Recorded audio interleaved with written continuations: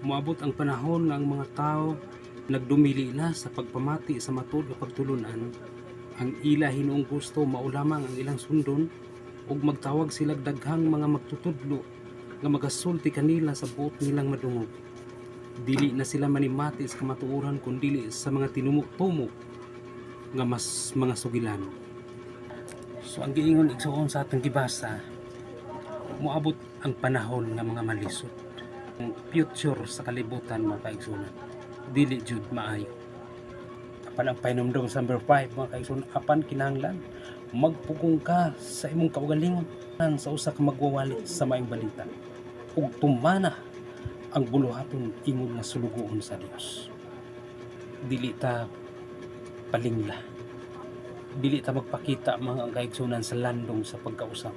Bisan pa kung dili sila manimati mga kaigsunan, at least na ang trabaho nato mga kaigsunan mao ang pagpahinumdum, mao ang pagwali sa mga pulong sa Dios. Nato katungdanan mga kaigsunan ang pagpangabig, mag-igo na alang kanato ang pagwali, ang pagproklim sa pulong sa Ginoo. Ang Dios na mga kaigsunan ang bahala kung magtuo ba sila o dili. Busa mga kaigsunan, dili nato kalimtan ang giingon sa Judas versikulo 5. Bisan nahibaluan na ninyo kining tanan, painumduman ko kamo nga ang Ginoo nga nagluwas sa katawhan sa Israel gikan sa yuta sa Ehipto sa kaulahian, milaglag ni atong wala mutuot.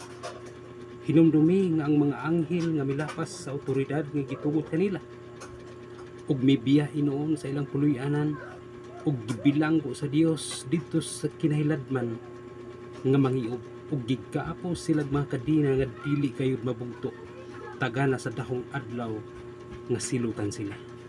Hinumdumi usab ang mga Sodoma ug Gomora ug ang kasikbit nga mga kalungsuran nga nagpatuyang sa pahigilawas ug sa kangil-aran gisilutan sa kalayo nga walay pagkapalo.